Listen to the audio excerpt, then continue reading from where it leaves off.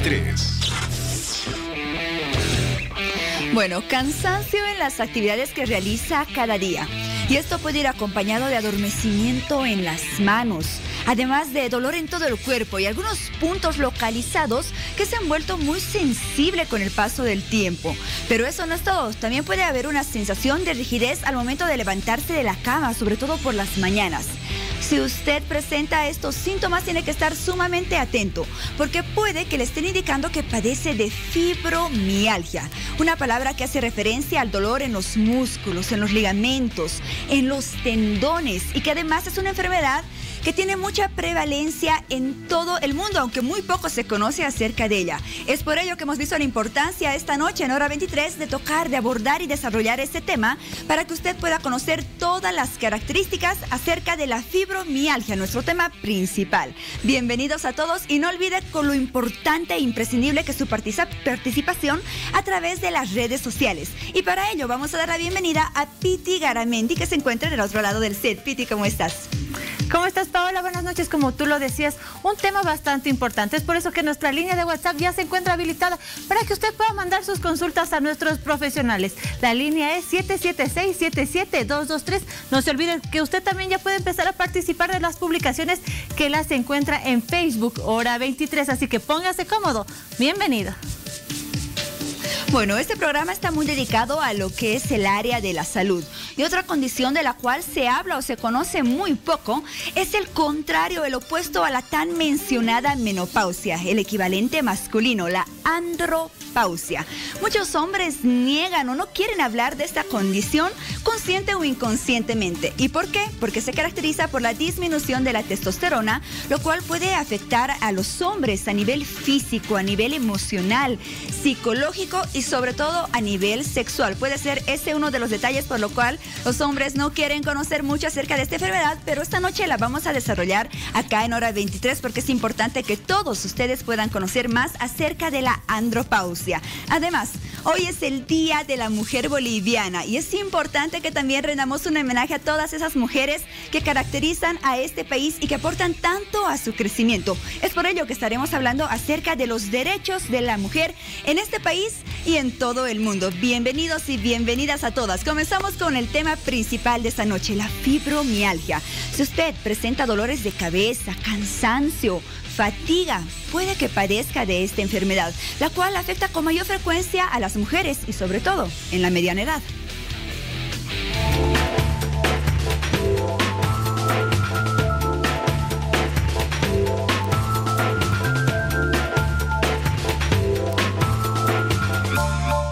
La fibromialgia es una enfermedad que se caracteriza por el dolor crónico generalizado, cansancio y debilidad persistentes durante un periodo mayor a 3 meses, pudiendo alargarse por más años.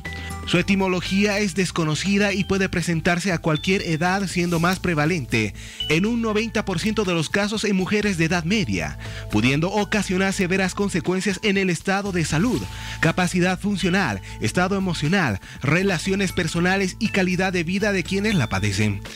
Aunque sus causas son desconocidas y no se puede detectar ninguna alteración orgánica, los síntomas de la enfermedad se atribuyen a la disminución de las sustancias que regulan el dolor, especialmente la serotonina, produciendo un trastorno en la percepción, transmisión y modulación del estímulo doloroso, bajando así el umbral de percepción del mismo. De tal manera, los mecanismos de regulación del dolor quedarían alterados al añadirse factores como el estrés, cansancio y alteraciones del sueño. Por otra parte, debemos tomar en cuenta los primeros síntomas, que pueden ser dolores musculares, rigidez y sensibilidad al tacto, dolor de cabeza, trastornos del sueño, además de fatiga y cansancio. Bueno, ahí conocimos algunos detalles más acerca de lo que es la fibromialgia. Esta enfermedad que se dice que es muy prevalente en todo el mundo y también hay muchos casos ya detectados en nuestro medio. Sin embargo, poco conocemos acerca de ella y de todos los síntomas que puede presentar y las consecuencias también que se pueden desarrollar acerca de la fibromialgia. Bueno, muy bien, para conocer más acerca de esta enfermedad es que vamos a presentarles a nuestros invitados y expertos en el área de la salud que nos acompañan esta noche en Hora 23. Por una parte nos acompaña el doctor Vladimir Arroja Santos, médico reumatólogo. ¿Cómo está, doctor? Bienvenido. Muchas gracias por la invitación y estamos dispuestos a ayudar. Muchísimas gracias. También agradecemos la presencia del doctor Denis Cruz Vega, médico neurólogo. ¿Cómo está, doctor? Hola, muy buenas noches. Gracias por la invitación. Bueno, muy bien. Tenemos que hablar acerca de la fibromialgia. A ver, ¿en qué consiste esta enfermedad, doctor Cruz, y qué tan frecuente es en nuestro medio?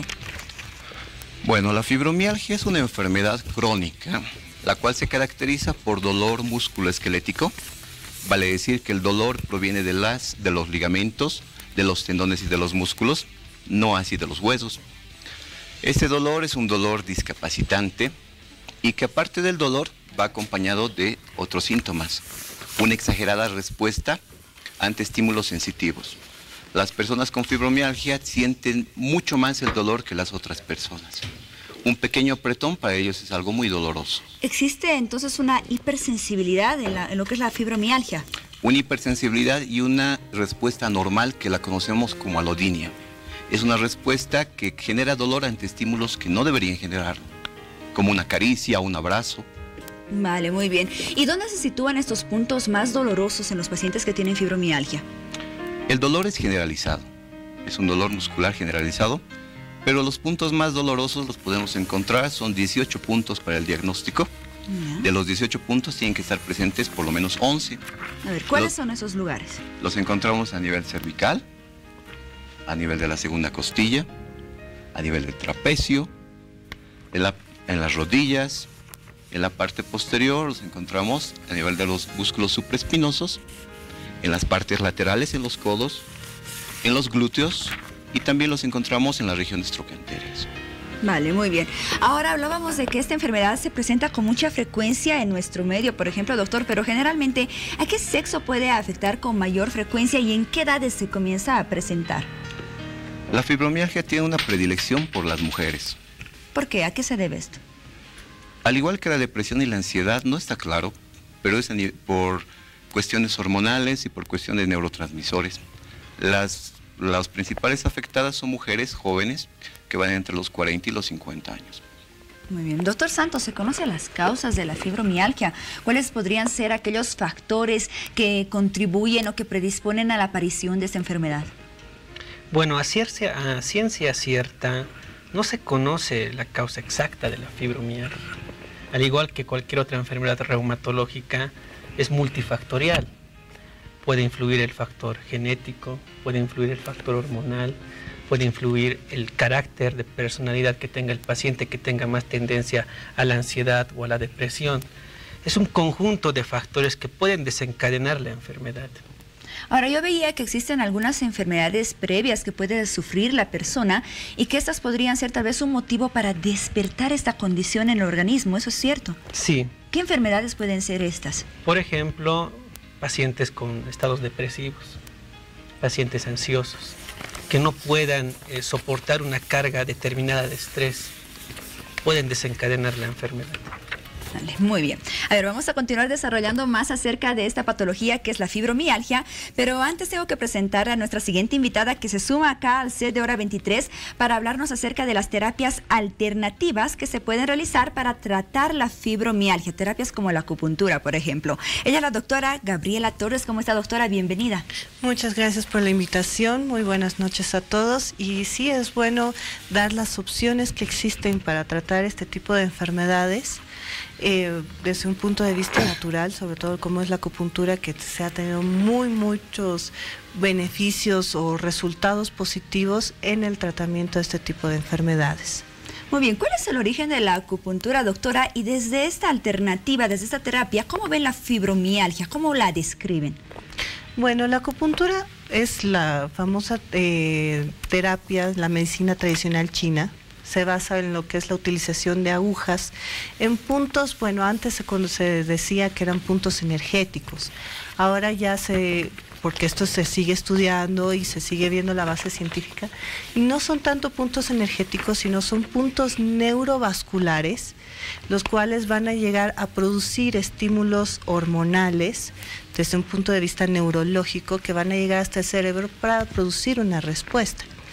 En este caso de la fibromialgia, se podría decir que es una enfermedad que se da también desde el punto de vista de un desequilibrio emocional y físico, que tiene también su factor genético, ¿no? Porque hay alteraciones, tenemos que hablar de lo que es el metabolismo del calcio, el metabolismo del magnesio, que todo eso influye mucho en lo que es la contracción muscular, y por lo tanto, a nivel también de la acupuntura y neurológico, trabajamos sobre estos neuroreceptores, sobre estos, ¿cómo se podría decir? Sobre estos elementos en los que se basa todo lo que es la reacción neurológico-muscular.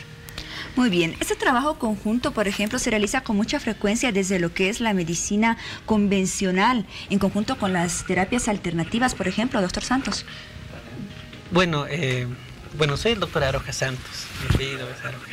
Y bueno, puede hacerse de forma multidisciplinaria. Es muy importante también que la población sepa que ningún paciente con fibromialgia es igual que el otro. Obviamente el tratamiento no farmacológico o la terapia convencional son muy importantes, pero nosotros en reumatología nos abocamos más al tratamiento farmacológico, ¿no? Hay varios fármacos que se pueden usar en fibromialgia, pero ninguno ha mostrado una efectividad del 100%. Un factor muy importante que sirve para que el paciente pueda curarse, entre comillas, es que él acepte la enfermedad. Solamente si el paciente acepta la enfermedad y quiere curarse, el tratamiento puede ser efectivo en estos pacientes. Muy bien, entonces el tratamiento podríamos decir que, como dice el doctor acá Rojas Santos, no es totalmente efectivo, no es el 100% para curar la fibromialgia. Esta es una enfermedad que no tiene cura, entonces. Si bien no tiene cura, tiene tratamiento. Lo primero es hacer entender a la persona que tiene una enfermedad. Las personas con el diagnóstico de fibromialgia son personas, yo creo que son mal diagnosticadas, mal tratadas y mal informadas. Entonces van durante muchos años donde muchos médicos, donde les tratan, les piden estudios complementarios, vienen con resonancias magnéticas, radiografías, electromiografías y todo sale normal. ¿Cuál es la especialidad indicada a la cual se debe dirigir una persona que sospecha que tiene fibromialgia? Se cataloga la fibromialgia como una enfermedad reumatológica. Bueno, eso era anteriormente. Aunque en los últimos estudios que se han realizado, se ha visto que el componente es un dolor de tipo neuropático. La fibromialgia es un dolor neuropático de fibras finas, de las fibras amielínicas que conocemos. Entonces yo creo que las especialidades que podrían ver esto son neurología y reumatología. Muy bien, a ver, vamos a continuar desarrollando más acerca de esta enfermedad y también es importante orientar a las personas que tienen fibromialgia acerca de los hábitos que deben cambiar, que deben modificar y también mantener a lo largo de su vida cuando padecen de esta condición, doctor. ¿Cuáles vendrían a ser esos hábitos? Obviamente que tiene que disminuir la carga de estrés, que puede ser un factor desencadenante de la enfermedad. Y bueno, mucho se recomienda el poder descansar de forma adecuada. La mayoría de nosotros no dormimos las horas adecuadas. Siempre nuestros profesores nos recomendaban que un paciente con fibromialgia tienes que aconsejarle que por lo menos duerma 8 horas. Y bueno, en general son todas esas recomendaciones para el paciente, pero muy importante es que el paciente acepte la enfermedad, sepa que no es una enfermedad mental, es una enfermedad que existe. Antiguamente se creía que no existía, que el paciente está exagerando o cualquier otra cosa, pero actualmente hay pruebas de la sensibilización central, que es una enfermedad que existe, es muy frecuente en el medio. Aproximadamente el 5% de la consulta en reumatología es fibromialgia. Es una enfermedad más frecuente que la artritis reumatoide. Y muy importante es que el paciente acepte y obviamente quiera curarse, entre comillas, y obviamente informar a su entorno. ¿Se debe hacer algunas modificaciones respecto a los hábitos nutricionales, por ejemplo, la actividad física, sedentarismo, todo esto influye? Bueno, la actividad física sí influye. Se recomienda a los pacientes que tienen fibromialgia empezar con ejercicios aeróbicos, con poca carga. Nadar en los pacientes es muy importante, siempre se recomendaba eso. Y obviamente la terapia alternativa, terapia física, terapia ocupacional son muy importantes. Son pacientes que presentan múltiples signos sintomatologías Y por tal motivo, el reumatólogo, yo pienso esto, que es el médico de cabecera de la enfermedad, pero tiene que estar junto con un equipo multidisciplinario, el psicólogo, el fisiatra, entre otros. Muy bien, doctora Torres, ¿qué tanto se aplica en el tratamiento de la fibromialgia a la acupuntura? Y un paciente que va a una sesión de acupuntura, ¿qué es lo que tiene que esperar? ¿Qué expectativas debe tener acerca de esa sesión? Bueno, obviamente, digamos, con todo lo que se refiere a las terapias naturales, alternativas, son terapias de acumulación, igual que cualquier tipo de fisioterapia, ¿no? O sea, con la primera sesión a lo mucho sentirás cierto alivio o cierta sensación de alivio en lo que se refiere a la tensión en el lugar donde te esté doliendo, ¿no? Donde sea el foco del dolor. Ya, eso sería en la primera sesión y poco a poco se va a ir soltando o va a ir liberando mayores analgésicos y desinflamatorios naturales que el cuerpo mismo los produce y por lo tanto va a ir disminuyendo las molestias que pueda producir esta enfermedad. Obviamente siempre vamos a ir asociados también con lo que son hierbas, los factores nutricionales, los que tienen que aportar una buena hidratación siempre es muy importante, los alimentos que aporten elasticidad a lo que es la parte de los tejidos para que esta recuperación pueda darse progresivamente, ¿no? Es lo que tengo que recalcar, que esto es un tratamiento progresivo, o sea, no hay que con una me siento de maravilla y no, es progresivo. ¿Existe algún número que tal vez se repitió en varias ocasiones respecto al tratamiento de las personas con acupuntura que podríamos orientar aproximadamente a partir de qué sesión el paciente ya comienza a sentir alivio y hasta cuánto podría durar como máximo un tratamiento con acupuntura? Bueno, como lo mencionaba aquí el doctor, cada persona responde diferente, cada persona reacciona diferente a las enfermedades y más o menos nosotros los acupunturistas nos manejamos con un promedio de 3 sesiones para que realmente se vean resultados efectivos y de ahí en adelante pueden ser de 10 hasta 20, ¿no? Depende mucho de la persona, ¿no? Ahora, ¿existen distintos tipos de acupuntura, doctora? ¿Hay algún tipo específico para la fibromialgia?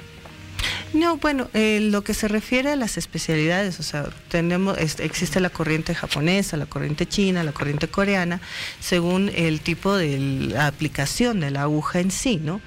Pero en sí la base es la misma de las 3, que es justamente la utilización o la producción del estímulo doloroso en el punto que mencionamos para tratar el tipo de la enfermedad, ¿no? En este caso sería la fibromialgia, donde trabajaríamos en espalda, rodillas, lo que justamente mencionaba, lo que se refiere a todo lo que es la columna en sí.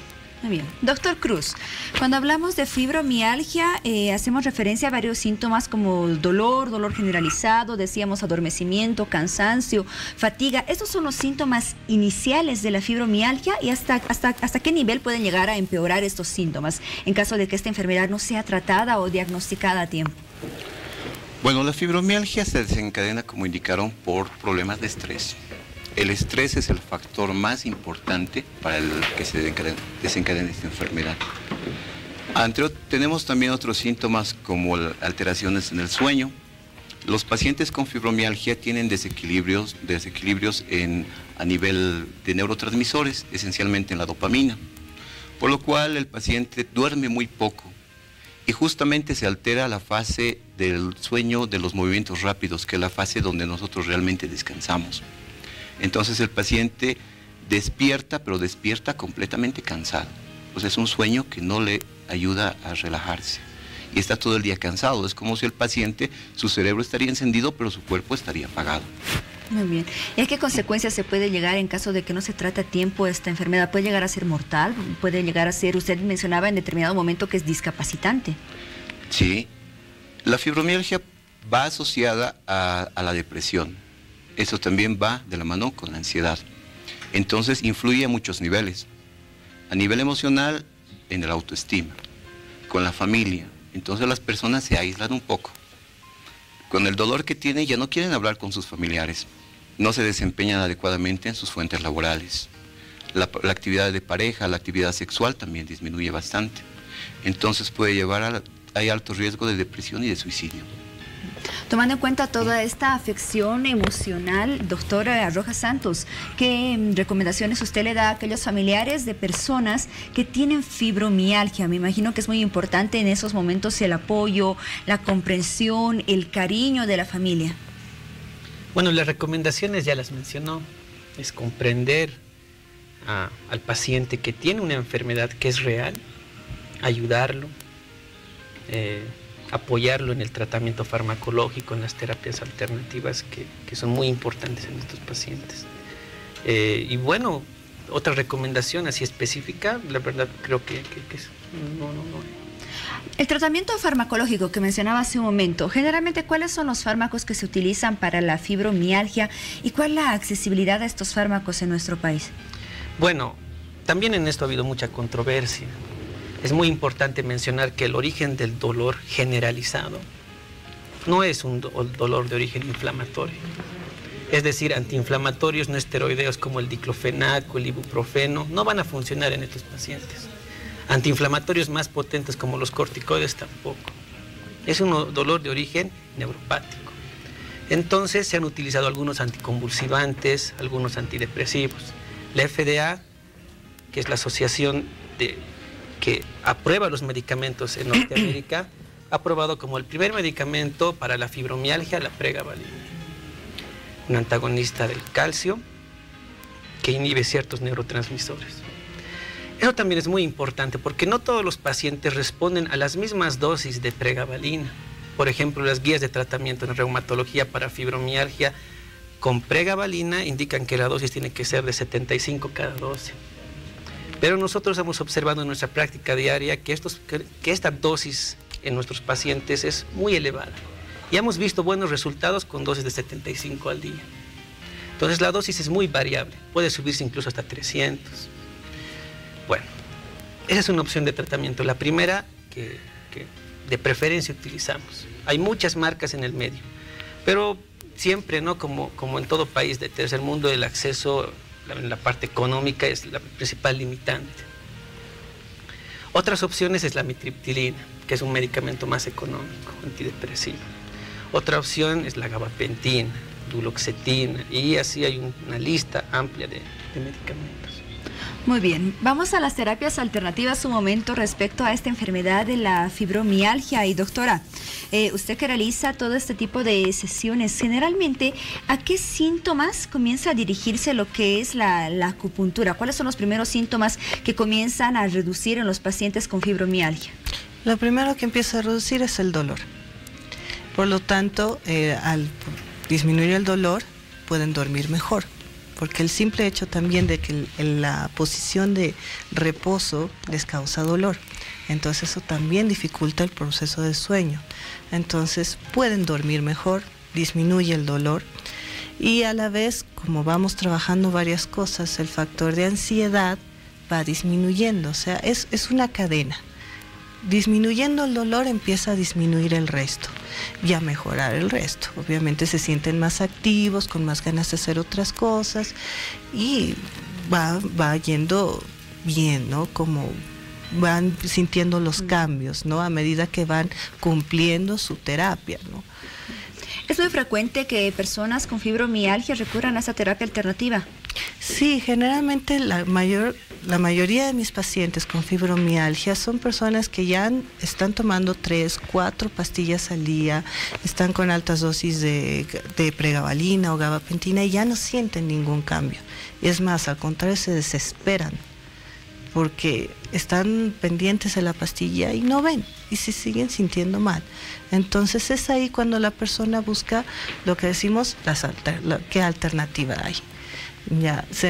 Ahora estamos en la época de la información, donde entras al internet y buscas terapias de todo, y efectivamente hay bastantes estudios que respaldan que la acupuntura funciona muy bien en este tipo de terapias, y efectivamente lo primero que hacen es buscar esa alternativa, ¿no? Para poco a poco ir, no les suspendo inicialmente toda la medicación que están recibiendo, porque eso tampoco es bueno, sino progresivamente los voy disminuyendo, ¿no? Digamos, si estás tomando 175 de pregabalina, entonces poco a poco la vamos a ir disminuyendo, por decirlo de alguna manera. Muy bien.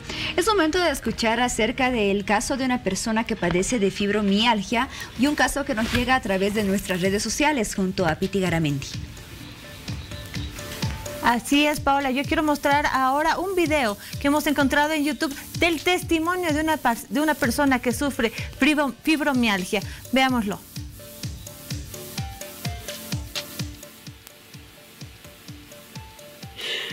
Me duelen mucho las articulaciones, pero desde hace unos días me duele mucho la piel, me duelen los pelos de la cabeza,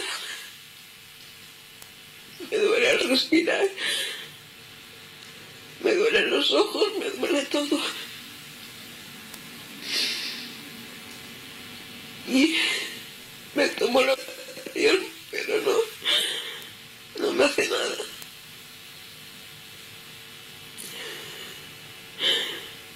Tengo la invalidez permanente absoluta y cobro unos 600 euros al mes. Y con eso voy cada semana a masaje. Le dije acupuntura con reflexología podal. Fui al psicólogo. Y todo eso por privado. Aparte tomo medicina natural alternativa para no tomar. Acabamos de ver un video encontrado en YouTube. Si es que usted tiene alguna consulta, ya puede hacerla a nuestra línea de WhatsApp 776-77-223. También ya puede participar de nuestra publicación que la encuentra en Facebook, Hora 23. Vuelvo contigo, Paola. Bueno, gracias, Piti. Qué impactante el caso que vimos de esta persona que padece de fibromialgia. Doctor Vera, al parecer es un caso bastante severo. Sí, la verdad es un caso bastante llamativo.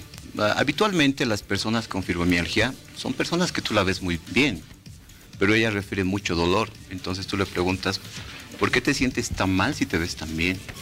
Entonces es un caso bastante fuerte, diría yo, el que han presentado. Pero, ¿cómo es posible que estas personas que sienten tanto dolor, que son tan sensibles, puedan vérselas bien, puedan estar aparentemente bien? Porque no existe una alteración estructural. Las personas hablan, caminan, todo eso, e incluso se arreglan bastante bien, pero sienten mucho dolor. Eso es lo que llama mucho la atención a la familia. Por eso piensan que son enfermedades de tipo psiquiátrico. Dicen, tú te ves muy bien, caminas muy bien, te mueves muy bien, pero realmente te quejas mucho de dolor. Entonces piensan que ese dolor realmente la familia lo niega, piensa que está en su cabeza. Muy bien.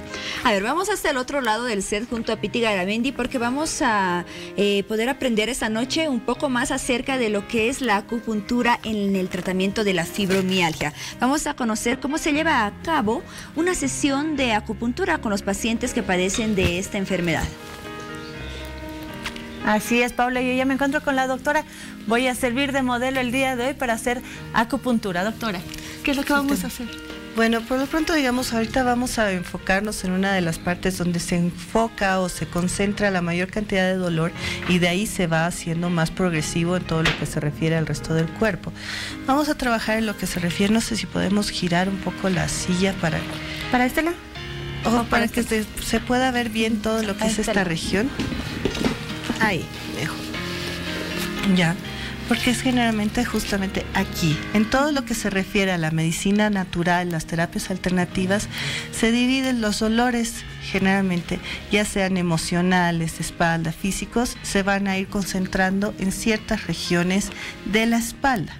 Generalmente empezando por el factor nervioso, ansiedad, etcétera, siempre va a terminar aquí en el hombro, en esta parte.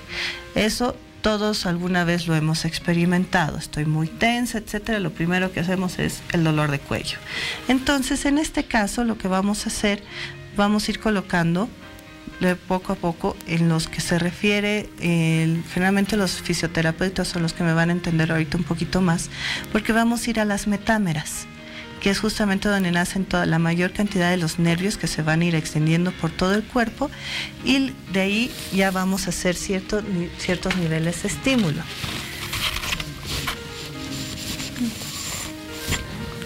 Obviamente lo primero... ¿No duele mucho, no, doctora? No, la verdad ni lo vas a sentir. Depende de los niveles. Ya. Obviamente lo primero que tenemos que hacer es la parte de desinfectar, ¿no? Liberar todo lo que es. Utilizamos agujas especiales según el grueso, el largo que queremos. Por lo pronto, digamos, vamos a trabajar en estos 2 puntos, levemente, y lo ponemos. ¿Sentiste algo? Un poquitito. Un poquito, un piquetito.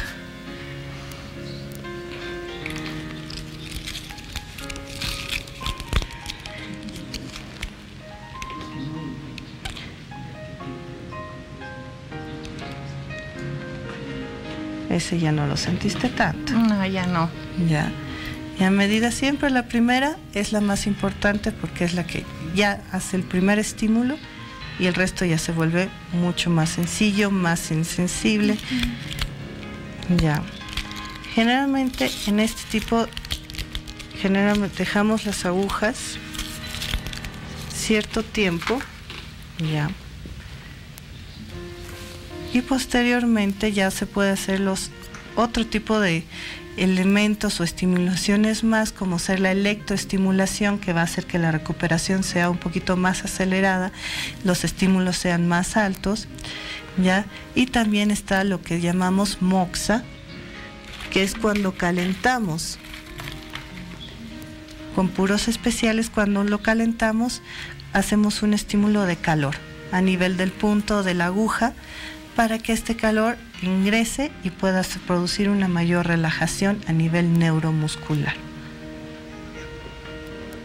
En este caso, por ejemplo, doctora, como vemos esta sesión de acupuntura, ¿cuál es la sensación que tienen los pacientes y los puntos específicos en el cuerpo que se dedican para ese tratamiento? Bueno, en este caso, digamos, cada persona varía. Primero tenemos que regularizar lo que es ambos lados, el yin y el yang. Ya, la parte derecha es el yin, la izquierda es el yang. Y trabajamos generalmente en puntos específicos del riñón, lo que es el meridiano del riñón, para calentar y lo que es equilibrar lo que es la temperatura de lo que es el cuerpo inicialmente, ¿no? Y a la vez también, conociendo el riñón, es el que equilibra, mantiene el equilibrio hídrico del cuerpo. Entonces lo mantiene húmedo, mantiene la elasticidad, mantiene el control de lo que es la temperatura y por lo tanto se puede trabajar mucho mejor, ¿no? O sea, lo que hacemos ahora, dependiendo del lugar donde se sienta mayor cantidad de dolor. Si hablamos de articulaciones, se trabajan otro tipo de puntos específicos como ser hígado y estómago, que también tienen una gran influencia en lo que es la producción o desencadenar cualquier tipo de patología, ¿no? Doctor, ¿alrededor de cuántos elementos de ese tipo, de esas agujas, se puede colocar en el cuerpo de una persona y por cuánto tiempo tiene que permanecer con ellas? En el caso de Piti, por ejemplo, ¿cuánto duraría una sesión de acupuntura? Una sesión de acupuntura dura aproximadamente de media hora a 45 minutos. Ya. No existe un número determinado de agujas que utilizamos. Ya. Siempre nos basamos en un mínimo de 8. Pueden ser un máximo de 20, dependiendo, digamos, en casos de paraplegia, etcétera, utilizamos mayor cantidad de agujas para tener un mayor nivel de estimulación. ¿Ya? Pero digamos, en un caso básico, inicial, estaríamos utilizando un promedio de 8 agujas. ¿Con qué frecuencia un paciente debe asistir a estas sesiones de acupuntura, doctora? Y si es que este tratamiento, esta terapia alternativa, puede tener algunos efectos adversos, ¿se puede correr algún riesgo con la acupuntura? Bueno, siempre, cualquier tipo de terapia siempre te va a producir algunas, puede tener sus consecuencias si está mal aplicada. Ya como nosotros trabajamos con nervios y vasos, entonces tenemos que tener mucho cuidado también en el tipo de estímulo que tenemos que hacer en ellos. Bueno, la sensación que suele sentir inicialmente siempre es primero el adormecimiento, ¿no? Y de ahí ya se siente la mayor liberación de endorfinas, etcétera, entonces se siente mucho mejor, ¿no?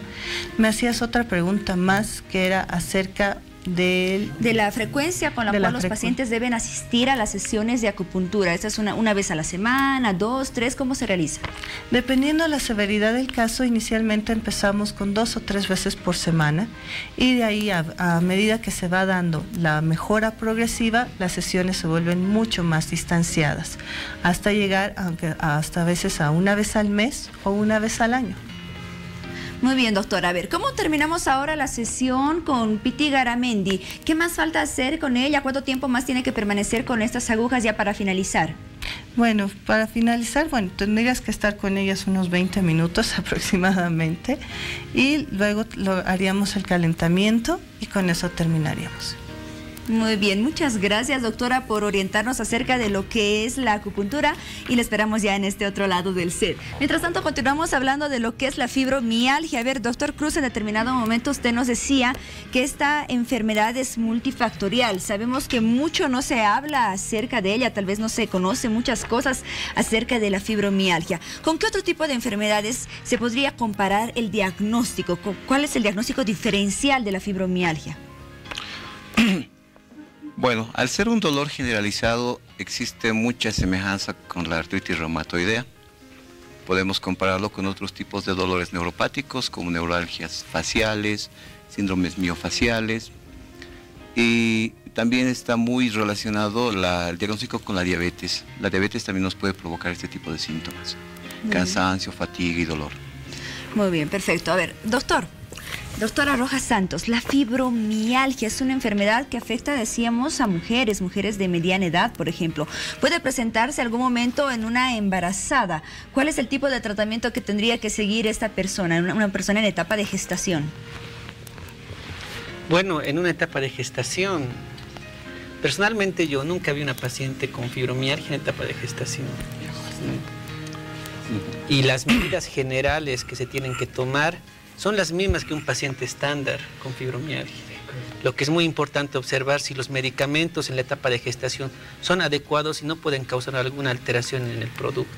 Pero el tratamiento va a ser similar que en la población común.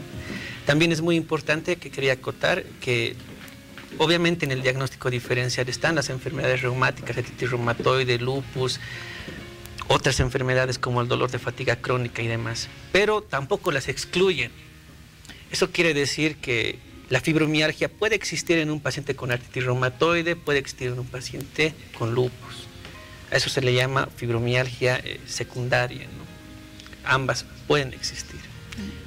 Doctor Cruz, usted sí atendió un caso de una persona en etapa de gestación. No, la verdad que no tuve la experiencia, pero se podrían utilizar algunos elementos. A ver, ¿cuáles son los elementos que usted nos sugiere en esta noche?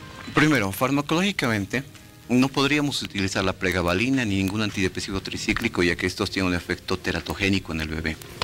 Pero tenemos otra gama de antiepilépticos que no tienen un efecto teratogénico, o sea que podemos dar con toda seguridad a la mujer embarazada. Entre las opciones de tratamiento tenemos la carbamazepina, la oxcarbamazepina y la lamotrigina, que es el medicamento que es más inocuo en la mujer embarazada. También podemos hacer mucho énfasis en la parte de la dieta. Se tiene que dar una dieta que sea muy baja en gluten. El gluten lo encontramos en todo lo que son cereales, harinas. Aparte de la dieta, también podemos hacer ejercicios de baja intensidad y de estiramiento. Con eso podríamos ayudar mucho a una mujer gestante. Muy bien, ¿y qué papel cumplen las terapias alternativas en las mujeres embarazadas que puedan tener o padecer de esta enfermedad, doctora Torres? ¿Cómo se las lleva a cabo? ¿Es posible? Sí, efectivamente, digamos, se podría decir que esta sería la terapia más adecuada para una mujer embarazada, porque definitivamente no va a dejar secuelas, va a tener su efecto localizado en lo que queremos hacer. En el caso de la acupuntura lo hacemos en el lugar donde siente el dolor, pero digamos la nutrición o el consumo de algunas, bueno, ahí yo me enfoco más en lo que es la parte de la aromaterapia, ya con aromas que son muy muy relajantes, como ser la manzana, la lavanda, etcétera, va a producir cierto estímulo de relajación, por lo tanto ya no va a estar tan tensionado y van a disminuir los síntomas de lo que se puede. Generalmente en las mujeres embarazadas no se llega a producir este tipo de patología por toda la liberación hormonal que existe. Entonces, pero lo que sí se ve son las mialgias a nivel de columna, justamente por todo lo que es la cantidad del peso que se lleva adelante. Entonces, hay muchas mujeres en gestación que les duele demasiado la espalda. No padecen fibromialgia, no están dentro de un cuadro artrítico o reumático, pero les duele mucho y obviamente no pueden tomar nada.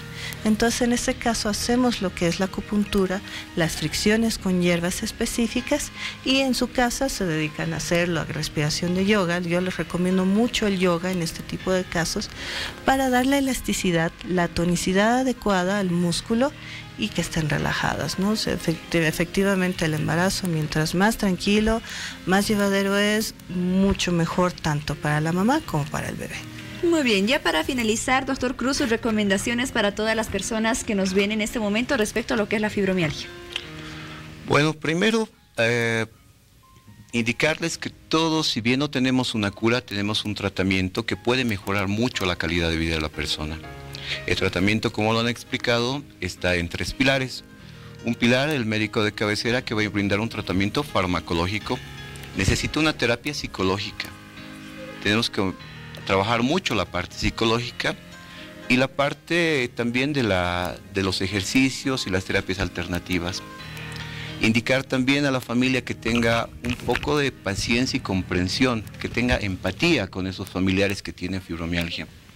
Es un dolor que existe, es un dolor verdadero que puede llegar a ser muy intenso y, como lo repito, discapacitante. Entonces las personas tienen que tener un poco de comprensión con ellos, ya que la familia puede ayudar mucho a bajar el factor de estrés. Cuando bajamos el factor de estrés, disminuimos los síntomas. Muy bien, de verdad esperamos haber despejado todas sus dudas respecto a esta enfermedad que es la fibromialgia y que esta noche la conocimos a profundidad acá en Hora 23. Quiero agradecer la presencia del doctor Vladimir Rojas Santos, médico reumatólogo. Doctor, muchas gracias.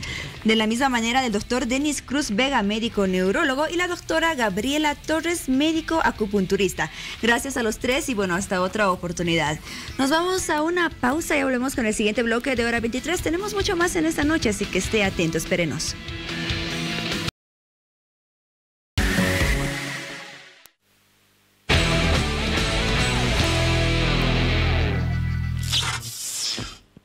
Lo último lo tienes primero en Mega Fashion Manía. Colección Primavera-Verano 2018. Estamos ubicados en el Shopping Norte, tercer nivel, zona central. Muy bien, segundo bloque de Hora 23. Esta noche hablamos acerca de lo que es contrario a lo que nos sucede a las mujeres en determinada etapa de la vida, la menopausia. Lo mismo, esa etapa más o menos similar, también complicada, también difícil, tienen los hombres, así lo experimentan, y es la andropausia. Y para conocer más acerca de esta condición es que procedemos a presentarles a nuestros invitados esta noche. Hoy nos acompaña el doctor Rubén Vilca, médico urólogo. Ya lo hemos tenido anteriormente acá en el set de Hora 23. Doctor, gusto de verlo nuevamente. Muchas gracias por la invitación. A sus órdenes para conversar sobre este tema muy interesante. Y quien también ha estado presente ya en este set como invitado ha sido el doctor Ricardo Belsu, médico gerontólogo. ¿Cómo está, doctor? Bienvenido. Un placer, ¿cómo está? Muy bien. Muchas gracias por la invitación. Muy bien, contentos de que nos acompañen ambos esta noche para orientarnos más acerca de esta etapa que atraviesan todos los hombres en determinada edad, o por lo menos la mayoría de los hombres, la andropausia. A ver, doctor Belsu, el proceso de envejecimiento es algo totalmente natural en todos los seres humanos, pero queda claro que todos lo experimentamos de diferentes maneras. Y como parte de esta etapa se presenta lo que es la menopausia en las mujeres y la andropausia tal vez menos conocida, menos comentada, que hace ya referencia a los hombres. Sí, justamente es una situación complicada para las personas mayores, varones. Esto está más acentuado por el tema de los prejuicios que se enmarcan en las personas, en los varones, la misma sociedad. La sociedad un poco cerrada en estas cuestiones. El tema del machismo influye bastante en las personas, los varones. Los mismos amigos, la misma sociedad, los mismos familiares, hacen difícil que se pueda aceptar esta situación. Yo he visto que el gran problema de las personas mayores varones con el tema de la andropausia es que no aceptan esta situación.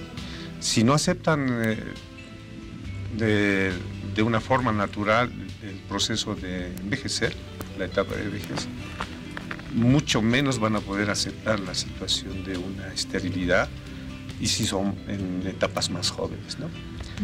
Estadísticas indican que a partir de los 70 años se ve el tema de la andropausia, pero en otros estudios indican que a partir de los 50 también es una probabilidad. Muy bien, esta noche vamos a tratar de comprender todos los motivos por los cuales esta etapa es bastante complicada para todos los varones. Doctor Vilca, a ver, justamente vamos a ello. ¿Qué es la andropausia y cómo actúa esta en el organismo de los varones? Bueno, es importante un poco definir el tema de andropausia. Ese es un término ya antiguo en realidad. Entonces, no existe ese término en el hombre, no se lo acepta médicamente, porque si en la mujer existe una menopausia, que se acaba cuando ovula y menstrua por última vez, ya deja de emitir estrógenos, pues hay una parada brusca. En el hombre no existe eso. Entonces, esto es gradual y se ha tratado de reemplazar con el climaterio masculino, que hoy en día tampoco se lo acepta. Entonces se utiliza un término más actualizado que viene a ser hipogonadismo secundario. Hipo, bajo, gónadas, secundario. Es decir, existe uno primario, que es congénito, niveles bajos de testosterona, y el secundario, que está relacionado con la edad. Y este proceso que usted menciona del hipogonadismo secundario, dice, no es drástico como en la mujer. Entonces, ¿podríamos decir que va siendo más lento, más evolutivo en el hombre? Sí. Ya se observa estas alteraciones alrededor de los 40 años en un porcentaje, no todos, ¿no? Un porcentaje que oscila alrededor de un 5%. Y en la medida que van pasando los años, este porcentaje va aumentando. Si vamos a los 60, 70 años, esto está entre 15 a 20%. Y si llegamos a los 80 años, aproximadamente un 40% de los varones van a tener caídas bruscas, no bruscas, graduales de testosterona. Entonces, básicamente, para hablar de hipogonadismo, andropausia o climaterio masculino, nos tenemos que referir necesariamente a la testosterona. Entonces, ¿qué es este término que se está usando? Es pues un grupo de síntomas que no llega a ser una enfermedad, pero gradualmente se va presentando. Entonces, en el varón, súbitamente, va afectando varios sistemas, ¿no? Varios sistemas. Un sistema neurológico, el sistema osteoarticular, el sistema metabólico y la parte sexual, que es lo último que se va a comprometer. Entonces, cuando consultan los pacientes, vienen por un tema sexual. O sea, pero en realidad, en el último momento, ya ha pasado por varias etapas. Entonces, si nosotros interrogamos a la persona y vamos preguntando, y ya nos damos cuenta nosotros, entonces generalmente son personas que tienen un sobrepeso, tienen un abdomen globuloso, una barriga, una panza, si se puede decir, entonces, y están relacionados con el tema del síndrome metabólico, es decir, alteraciones en el metabolismo, niveles altos de colesterol, niveles altos de triglicéridos, grasa abdominal entre las vísceras, que es dañina, porque esta grasa va a retener la testosterona, la poca testosterona que está eliminando el testículo, que lanza la circulación, pues se queda como neutralizada ahí. Entonces son pacientes con tendencia a la obesidad, son pacientes diabéticos, porque también esta testosterona juega un papel muy importante en la insulina. O sea, no está relacionada directamente, pero estas personas son insulinos resistentes, o sea, van a tener tendencia a la diabetes también. Y si vamos un poco más allá, vemos el tema neurológico, por ejemplo, son típicos pacientes que de repente, gradualmente se van olvidando las cosas. O sea, gradualmente, qué sé yo, se preparan para salir y dejan su carnet, su llave de su auto, sale y resulta que se olvidaron. Entonces son pequeños síntomas que el paciente va teniendo. De repente empiezan a tener sequedad de piel, ¿no? Entonces se van poniendo cremas y de repente va pasando el tiempo y empiezan a tener dolores musculares. ¿Por qué? Porque pierden masa muscular. La testosterona juega un papel muy importante en la musculatura. Y de repente tienen problemas óseos porque también bajan los niveles de testosterona y va a influir en el sistema óseo. Es decir, van a tener osteoporosis, van a perder estatura, porque se van achicando prácticamente y sus huesos son muy frágiles y están expuestos a traumatismos que se van a romper con facilidad los huesos. Y va avanzando y de repente a nivel mental empiezan, he dicho ya, a olvidarse de las cosas y empieza a haber trastornos de sueño, gente que no concilia bien el sueño, tiene tendencia a pasar periodos de tristeza, de pena, de melancolía, de repente por poco se ponen tristes, quieren llorar y no entienden por qué. Pues su calidad de vida va perdiendo, va bajando. Veía que en muchos casos, por ejemplo, hay personas que se sienten confundidas porque no saben si el hombre está atravesando una etapa de depresión o está atravesando esta etapa de la andropausia. Claro, exactamente. Entonces son pacientes que van a consultar con el neurólogo o con un psiquiatra. Entonces, y no se les ocurre a muchos de ellos pedir niveles de testosterona. Entonces son gente que tiene trastornos, repito, mentales, gente que no se explica por qué le está pasando. Y si nosotros revisamos un poco más allá y vemos que algunos pacientes que van a llegar a la demencia senil o que van a llegar a problemas de Alzheimer o Parkinson, lo primero que cae es la testosterona. Entonces como que acompaña estos problemas de envejecimiento. Entonces, generalmente, doctor Vilca, ¿cuáles son los niveles regulares de testosterona que se debe tener en el cuerpo y hasta cuánto puede reducir o disminuir esta con la andropausia? Ya, es importante un poco saber el mecanismo, ¿no? Entonces, el testículo tiene dos funciones muy importantes. Uno que es formar espermatozoides y liberar la hormona testosterona. Y también tiene como reserva dentro del testículo. Por eso se toma en cuenta la testosterona total, que es la que está en el testículo, y la testosterona libre, que esa es la efectiva, esa es la que va a funcionar. Y para que estos niveles se mantengan, tiene que haber un estímulo, y el estímulo sale de la hipófisis. La hormona luteinizante es la que va a estimular el testículo para que libere en forma cíclica. Entonces, es decir, cada día, en las madrugadas, entre las 5 o 7 de la mañana, los niveles de testosterona están altos y van a durar 24 horas. Entonces, por eso, en los niños, por ejemplo, cuando uno ve, ya está funcionando la testosterona. Sus niveles, lo que preguntaba, máximos de testosterona empiezan a los 17 años y se mantiene hasta alrededor de los 40. En los 40, que ya es como cumplir los 100.000 kilómetros, digamos, ya empiezan a ver los problemas. Entonces, pero hay algunos que se adelantan. Pero cuando consulta al paciente, pues no dice yo tengo un climaterio masculino, tengo una andropausia. Vienen a consultar por lo último, que es el tema sexual. En la actividad entonces sexual. dice, pues, el paciente consulta no por problemas de erección, sino por falta de líbido, falta de apetito sexual. Entonces, porque si tiene problemas de erección se toma un sildenafil o sea, los nuevos medicamentos que hay, va a lograr una buena erección, pero no va a encontrar una calidad de orgasmo. Entonces influye mucho. Y el tema sexual es un pilar en la familia, pues. Entonces, un pilar en la familia está relacionado con el trabajo, la calidad. Si el jefe está con estos problemas, pues está de mal humor y se va a chocar con su personal. Entonces, es muy importante este tema porque está relacionado con la salud del varón y su futuro. Claro, y sin duda el tema de la actividad sexual puede generar momentos muy complicados para los hombres y es uno de los principales motivos por los cuales, como decía el doctor Belsu, en muchas ocasiones niegan lo que es la andropausia, no quieren aceptar esta condición. A ver, doctor Belsu, respecto a la andropausia, ¿esta se puede prevenir de alguna manera? Porque no se presenta en todos los hombres, ¿cierto? En un gran porcentaje, pero no en todos. ¿Se puede prevenir de alguna manera y cómo se la debe tratar a tiempo antes de que pueda llegar a esas condiciones de las cuales nos hablaba el doctor Vilca, enfermedades como la demencia senil, como el Alzheimer, que ya se presenta generalmente en personas de edad más avanzada? Sí, el mejor medicamento es la alimentación. El mejor medicamento.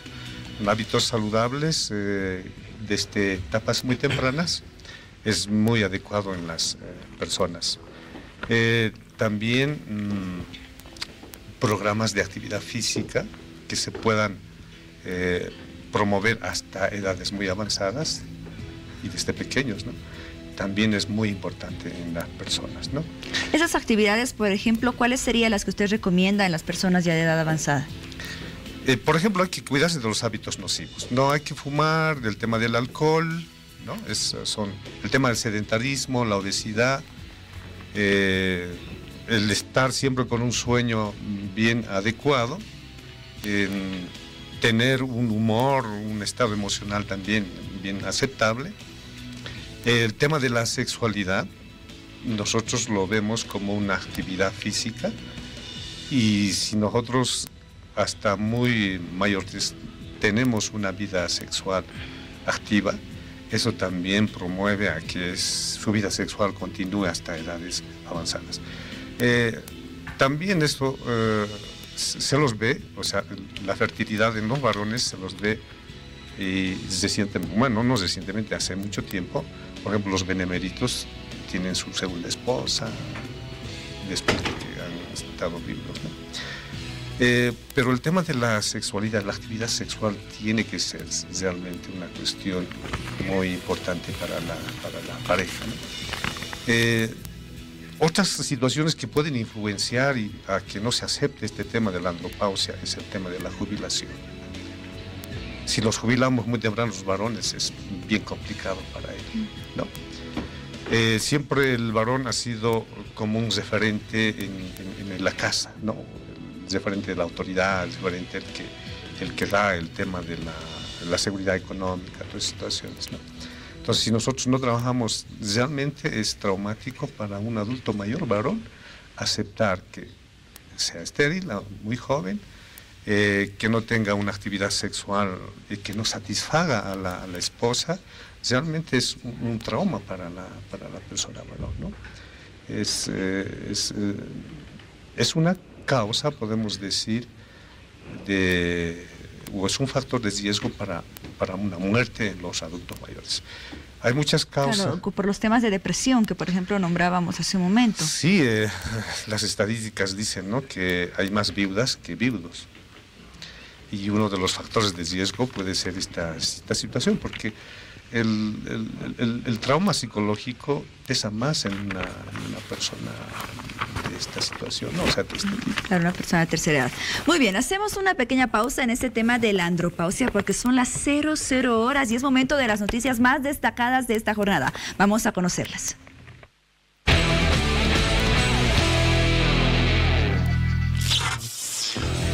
Representantes de los gobiernos de Bolivia y Chile sostuvieron este miércoles una reunión bilateral en la ciudad de Arica, donde analizan el tema del libre tránsito en cumplimiento de la agenda establecida en el Comité de Fronteras que sesionó en junio en la ciudad oriental de Santa Cruz de la Sierra. Recordemos que Bolivia y Chile firmaron el 25 de julio múltiples acuerdos al finalizar la reunión del Comité de Fronteras y pactaron nuevos encuentros sobre temas relacionados a aduana y fronteras, temas en el que decidieron elaborar un mecanismo para resolver incidentes. Vamos al ámbito internacional. El Centro Nacional de Huracanes de Estados Unidos calificó de huracán la tormenta tropical Ofelia, conformada sobre el Océano Atlántico. Actualmente la velocidad máxima del viento dentro de Ofelia alcanza los 120 kilómetros por hora. Los expertos del Centro Nacional de Huracanes estiman que el centro de esta formación se desplaza hacia el este con una velocidad media de 4.8 kilómetros por hora. Los fuertes vientos amenazan los territorios insulares de Portugal en el Atlántico y potencialmente también Irlanda, donde lo más probable es que el huracán llegue para el lunes 16 de octubre. Por otro lado, la Agencia Estatal de Meteorología Española, mediante un portavoz de dicha oficina, agregó que a medida que Ofelia se acerca a las costas europeas, se encontrará con agua más fría y perderá sus características tropicales. No obstante, podría ocasionar fuertes vientos en el noreste de la península ibérica.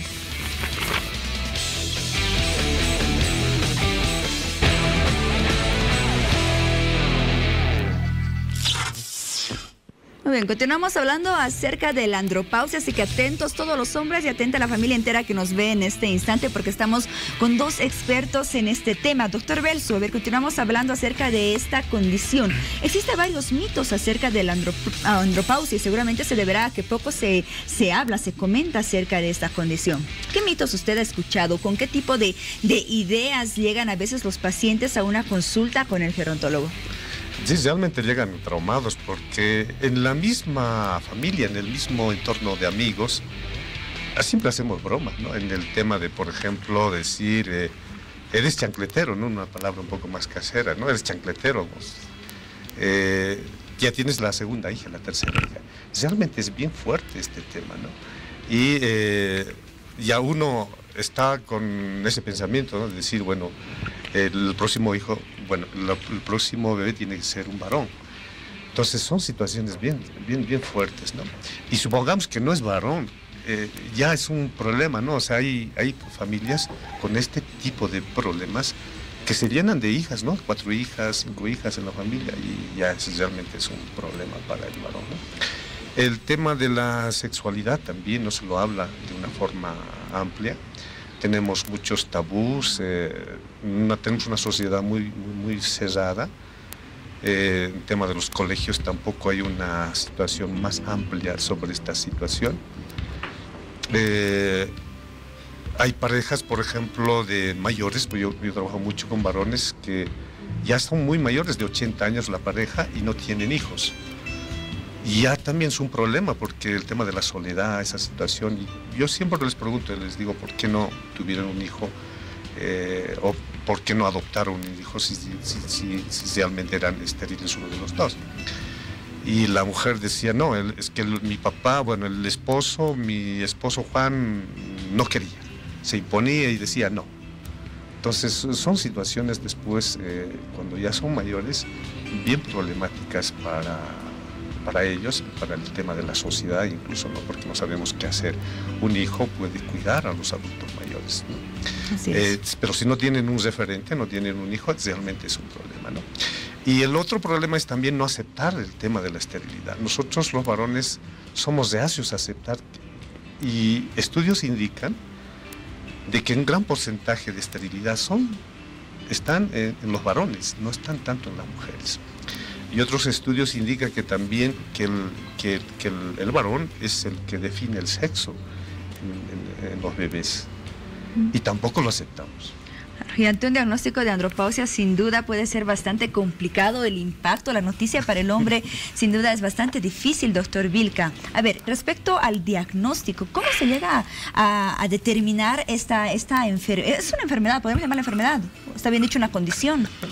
Es parte de nuestro envejecimiento, ¿no es cierto? Ya. ¿Cómo la diagnosticamos esta etapa? ¿Qué tipo de exámenes se debe realizar? Claro, es muy fácil el diagnóstico porque en realidad primero es clínico. Entonces, si bien el paciente consulta por un problema de disfunción sexual, que es problemas en la libido, si bien ese es el motivo de consulta, pero el médico tiene que preguntar, si se olvida de las cosas, lo que mencionaba, cómo se encuentra con la actividad física. Pues me siento agotado, me siento cansado, no duermo bien, me siento fatigado, tengo un cansancio crónico, hago ejercicio pero no gano masa muscular, es decir, tengo problemas de hipertensión, bueno, toda la presión está con problemas de hipertensión. Es decir, hay una serie de datos que se van a adelantar. Yo había mencionado que alrededor de los 40 años hay un 5% ya de esa gente. Entonces, y en la medida que va pasando el tiempo, va a ir aumentando. Y cuando ya uno sospecha que está con un problema de envejecimiento precoz, digamos, hay que pedir niveles de testosterona en sangre.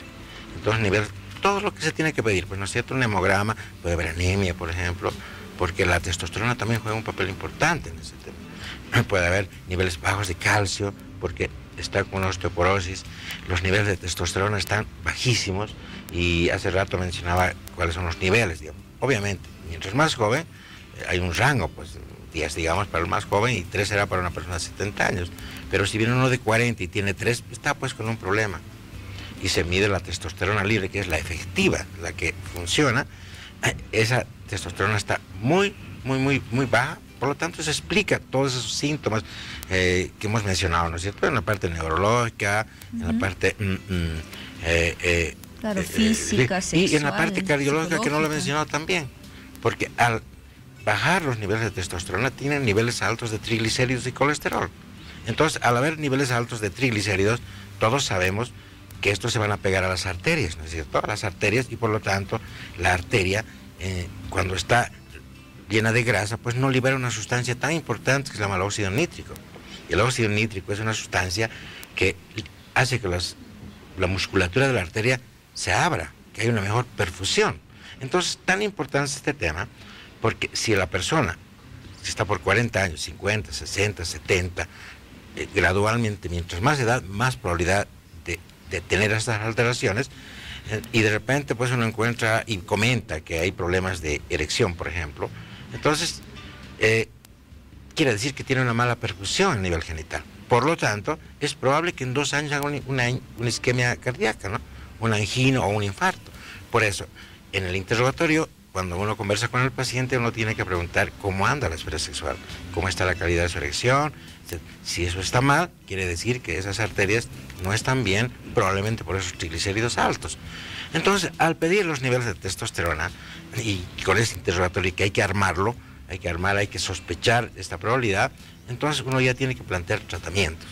Y los tratamientos, primero, para estas personas muy jóvenes es frenar este envejecimiento, porque es un envejecimiento. Cae la testosterona y se envejece la persona.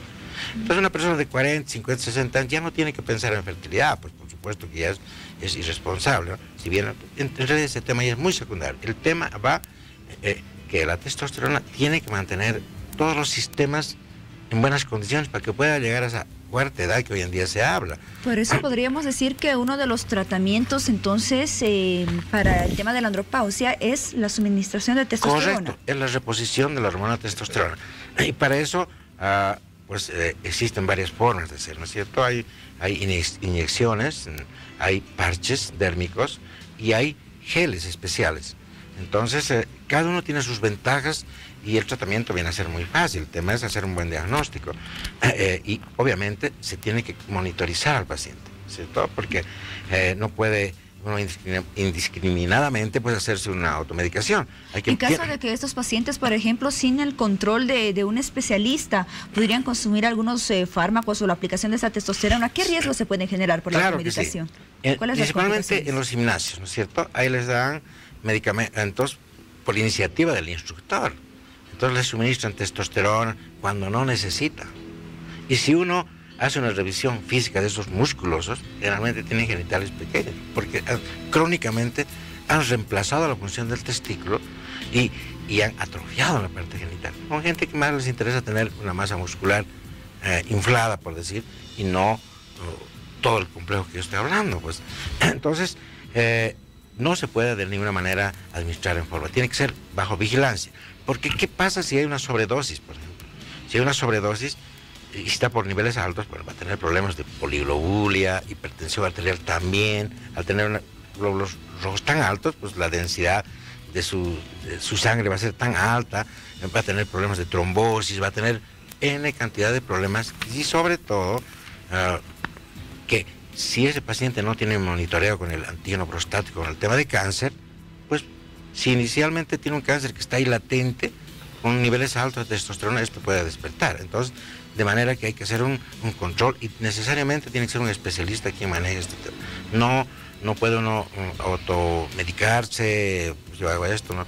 Tiene que haber un control porque requiere un manejo especializado por el peligro del mal uso de esta hormona, ¿no? Muy bien, en unos minutos más vamos a continuar hablando acerca de los beneficios que genera la administración de testosterona en esos pacientes que requieren de este tratamiento y cuáles son los factores importantes para que el tratamiento tenga éxito, el porcentaje de éxito del tratamiento de la andropausia. Doctor Belsu, desde la gerontología, ¿cuáles son las recomendaciones que usted daría a todos los varones que ya se acercan a determinada edad en la cual se puede presentar, se puede manifestar a esta etapa que es la andropausia? Sí, hay que hacer conciencia, hay que cambiar de actitud. Un examen de próstata también es muy importante en las personas, los varones. Regularmente nosotros tenemos que estar con el profesional urólogo. También tenemos que también medir el tema de la actividad física, la actividad sexual, porque es una actividad física. Hay que regular también el tema de, por ejemplo, si hay una persona, un adulto mayor que hace actividad física y es activo sexualmente, pues tiene que dosificar también esa situación, porque como dice el doctor, puede haber problemas cardíacos, puede haber problemas de hipertensión. Entonces no tenemos que sobresaturar de actividad física y actividad sexual con los adultos mayores, ¿no? El tema del control del peso también es muy importante. en los adultos mayores. Como dice el doctor, hay exceso de actividad física en gimnasios. Y lo otro que ha comentado el doctor, nosotros tenemos que tener una actividad física, pero regulada por un profesional. No podemos ir a un gimnasio y hacer ahí la dosificación de hormonas, ¿no? Lo mismo también en los jóvenes, ¿no? Ahora se está viendo que el tema de la cultura física, de la halterofilia en jóvenes, está desmedida, no estamos controlando. El joven, por tener un físico, se olvida de alimentarse bien, se olvida de tener un alimento, una sobrealimentación, si está haciendo una actividad física, por ejemplo, levantamiento de pesas, ¿no? Los adultos mayores no deberíamos hablar como actividad física el gimnasio, sino como terapéutica, porque ya el hecho de ser mayor condiciona a que él tenga un rendimiento bajo en el tema de la actividad física, ¿no? No nos podemos estar haciendo competencia con jóvenes, no podemos sobredimensionar nuestro físico, tenemos que tener una actitud diferente a este tema, ¿no? Muy bien. Doctor Vilca, vamos con los beneficios de la administración de la testosterona en el tratamiento de la andropausia. ¿Qué beneficios generalmente comienza a presentar este tratamiento? Bueno, el tratamiento, o mejor digamos, el mensaje de este diálogo, es que uno tiene que llegar a un envejecimiento en buenas condiciones. O sea, todos hemos nacido para poder vivir 100 años, pero obviamente no vamos a llegar a 100 años. Muchos se quedarán en los 90, en los 80, etcétera, etcétera. Y va a depender mucho de esta hormona, la forma en que va a envejecer. Hay factores personales, genéticos. Si esta persona va a tener un climaterio precoz, por decir, o decir un hipogonadismo muy joven, entonces su perspectiva no es buena. Sin consumir ningún medicamento, por ejemplo, y sin llegar a esta etapa de la andropausia, ¿existe algún motivo por el cual podría disminuir esta hormona, esta testosterona? Sí, o sea, hay otros factores, muchos. Por ejemplo, es una falla a nivel de hipófisis. Entonces, esta glándula no está liberando el suficiente estímulo hacia el testículo para que el testículo produzca. Pero hay situaciones especiales, como por ejemplo, enfermedades, traumatismos. De repente el paciente ha recibido radioterapia por un tumor X y han irradiado la región, pues obviamente que ese testículo no va a liberar testosterona y se va a envejecer rápido esa persona, con todo lo que hemos hablado. O por ejemplo, el tema de paperas. Ahora hay una epidemia de paperas. Entonces las paperas que no son bien controladas, es un problema viral, sabemos, va a pasar a un testículo. Y si esa persona no hace un reposo, no sigue las recomendaciones, va a pasar al otro. Por lo tanto, va a ser un testículo atrofiado. Por lo tanto, no solamente va a afectar en la liberación de la testosterona, sino también el tema de fertilidad. Entonces, hay otros factores, repito, que pueden dañar ese testículo. Traumatismos, tumores, cánceres, pierden un testículo, pero otra vez no es suficiente. Es decir, hay otros factores no relacionados a factores propios de la persona. Pero también hay personas que a sus 80 años tienen niveles muy buenos de testosterona, pero son propias de él. Entonces, de manera que el paciente, al acudir a su chequeo urológico anual, que oscila alrededor de los 45 años, pues el urólogo tiene que pedir estos exámenes y tiene que preguntar para ver cómo está. Si sus niveles están buenos, perfecto, no necesita nada, visitar un control cada cierto tiempo. Pero si están bajos, sí hay que pensar en un reemplazo. Entonces, y los reemplazos son, como lo he mencionado yo, en base a parches, en base a jaleas y en base a inyecciones. Todos tienen sus ventajas y desventajas. Pero la idea es que esta persona, cuando llegue a su cuarta edad, porque ya hoy en día hay gente que llega a nivel mundial con niveles excelentes a los 80 años. Son productivos, son gente que está trabajando, tiene una lucidez mental, tiene un estado físico adecuado y también sexualmente activos, increíblemente. Entonces, por lo tanto, va a depender mucho de cómo se haya controlado. No va a ser tanto la dieta, no va a ser tanto que se haya portado bien, obviamente, el tabaco, la obesidad, pero la obesidad también es parte de estos niveles bajos de testosterona. Niveles bajos porque juega, como he dicho, un papel muy importante en el manejo del tejido graso, ¿no? O sea, de las grasas.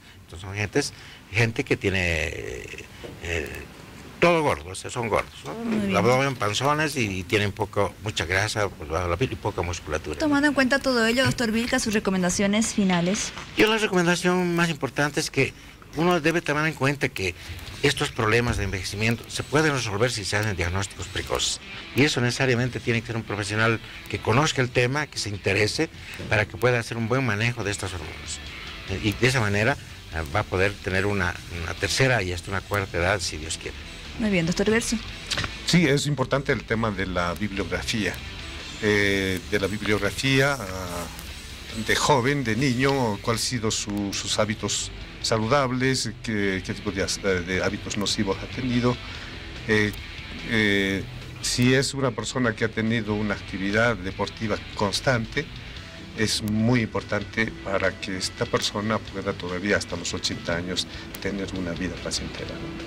Muy bien, esperamos haber despejado todas las dudas de ustedes, de todos los hombres que nos ven en este instante y además de todos nuestros seguidores de Hora 23, junto a dos grandes profesionales. Por una parte, el doctor Rubén Vilca, médico urólogo, y por otra parte, el doctor Ricardo Belsu, médico gerontólogo. Gracias a ambos y hasta otra oportunidad. Muchas gracias. Nos damos una pausa y volvemos con más de Hora 23. Estaremos hablando acerca de los derechos de la mujer, conmemorando justamente el Día de la Mujer Boliviana. Ya volvemos.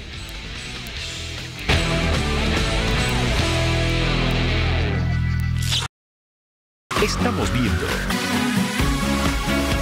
Hora 23.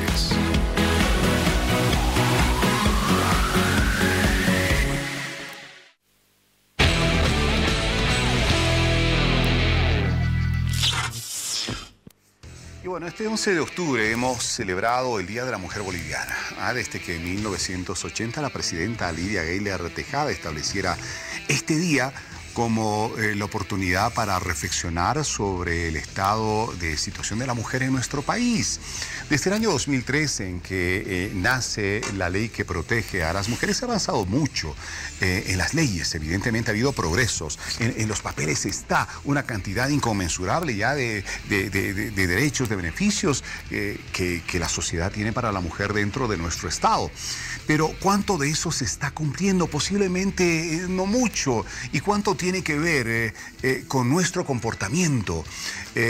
¿Cuánto tiene que ver con la forma como los bolivianos entendemos a la mujer, a su rol dentro de nuestra sociedad, dentro de nuestra familia? Somos una sociedad machista, tenemos que reconocerlo. Y ahí está uno de los grandes problemas que tenemos en esta materia. Bueno, para hablar de este tema, de unas cifras muy inquietantes, muy preocupantes, que se han hecho públicas en las últimas horas sobre la situación de la mujer, hemos invitado esta noche a una ya muy conocida nuestra en el programa, experta en temas de la mujer, como es Patricia Flores Palacios, feminista e investigadora, que ya está con nosotros. Patricia, qué gusto, buenas noches. Un gusto para mí, como siempre, Víctor Hugo, a tu disposición. No, y de gracias. La audiencia.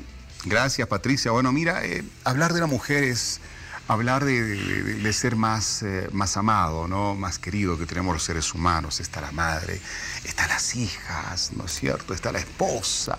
Definitivamente sobre la mujer gira muchos de los objetivos que se traza el mismo hombre y la pareja en sí. O sea, la mujer es una cosa realmente... No, una cosa, Dios mío, imagínate, por Dios. Es un elemento fundamental en la integración de la sociedad, de la familia.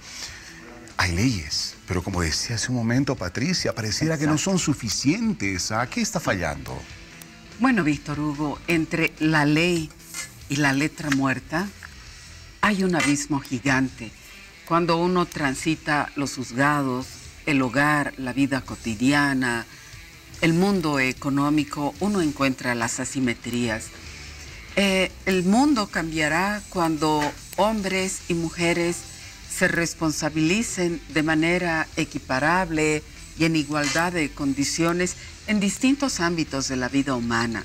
Lamentablemente estamos a siglos de distancia de países como los nórdicos, que sustancialmente han dado pasos gigantescos entre la norma y los hechos desde los cotidianos. Cuando una mujer se embaraza, hay una corresponsabilidad de la pareja. Hay una corresponsabilidad si el hombre no se hace cargo de ese ser en gestación. Lamentablemente, las cifras en el país son tremendamente alarmantes. ¿Te imaginas si de 7 de cada 10 mujeres son violentadas cotidianamente en el hogar? Eso quiere decir que de 10 hombres, 7 son violentos. 7 ejercen violencia, no solo con sus compañeras, esposas, sino también con los hijos que han engendrado. Y probablemente esa persona también sea violenta con su propia madre, con sus hermanas, con sus tías. ¿Por qué? Porque hemos crecido en un escenario de violencia donde hasta hace no mucho era un escenario normal, socialmente aceptado. El Código Penal, Víctor Hugo, hace 30 años, hasta poco antes de que se apruebe la primera ley contra la violencia hacia las mujeres, establecía legalmente que la pareja que hubiese golpeado y violentado a su mujer solamente podía ser sancionado si la mujer quedaba con un impedimento. No, imagínate. 20 días.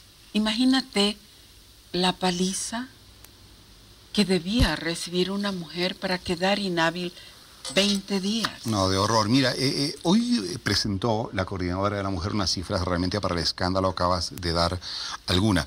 75 de cada 100 mujeres mayores de 15 años, casadas o unidas, sufrieron algún tipo de violencia por parte de su pareja. 7 de cada 10, por amor a Dios, esto es un horror. Y usted que esté en casa, ¿se identifica con esa cifra? Ojalá que no, porque sería muy preocupante.